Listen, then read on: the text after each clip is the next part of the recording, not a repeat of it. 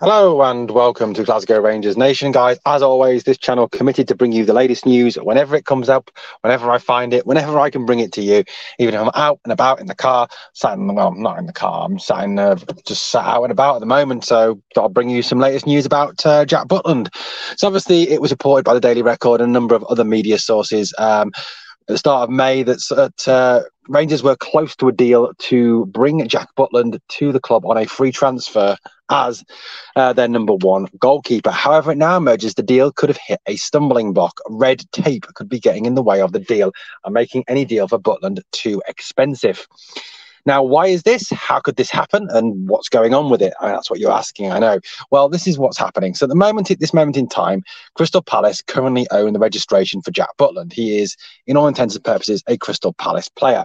However, he is currently on loan at Manchester United.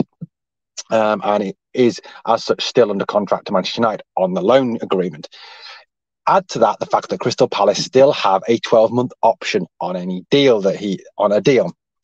Now, it's been reported that because of the uncertainty over his future at Crystal Palace and also the uncertainty over his future possibly at Manchester United, that the deal could hit a stumbling block, with Rangers unable to match offers that would be made by possibly Manchester United and less likely Crystal Palace, if they offered him an option or if Manchester United offered him the chance to stay. Now, why would he stay at Manchester United? Well, at this moment in time, David De Gea's future is very much up in the air after some particularly bad recent displays for the Manchester club, particularly in the Europa League against Sevilla and particularly last night against West Ham, where he let a ball straight through his hands to allow West Ham to score and to win the game.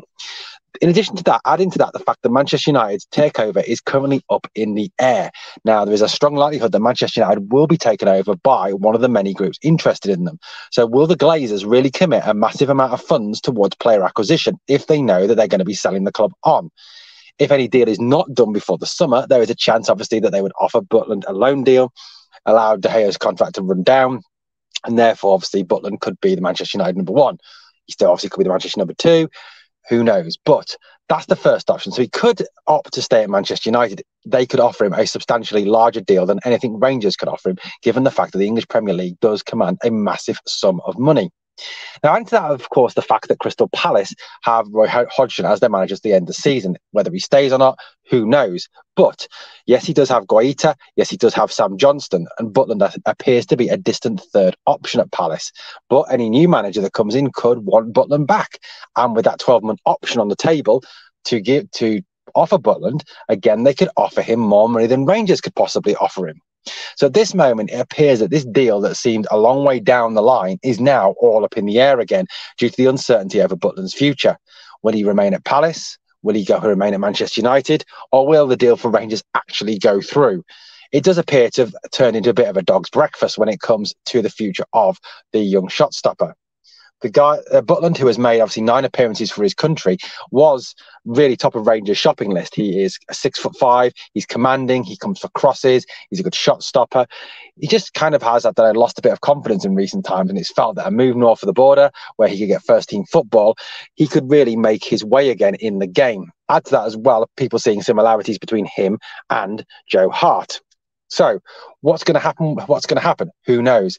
Or is it that Rangers are now going to concentrate on developing Robbie McCrorie? Robbie McCrorie gave a very good performance against Aberdeen, and hopefully we'll get the final 4 games of the season. I really hope that Michael Beale does not consider dropping him against Celtic next week and that McCrorie gets the start in goal, because what is the point, again, of playing McGregor when he's not going to be here next season? McCrorie, it's even looking like now, could actually be Rangers' best option as a number one if a deal for Butland does, in fact, fall through.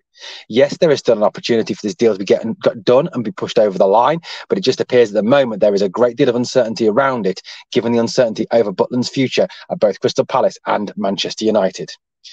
Well, Rangers fans, I'd love to know what you think. It just appears, doesn't it, that why can't we just get things done in a straightforward manner? Why can we not just get things pushed over the line in a straightforward manner? I guess that's what being a Rangers fan is all about. Well, let me know in the comments what you think. And guys, if you haven't yet done so, if you've only just found this channel, we are so close now to that magic 1K. Please hit that sub and ring that notification bell. And remember, we've got a pod coming up at 8:30 with me and Victoria, or Victoria and I even, better English, discussing yesterday's game and looking ahead, obviously, to the Celtic game. Thank you so much for listening. Thank you so much for all your support, guys. And I will be back to speak to you very, very soon here again on Glasgow Rangers Nation.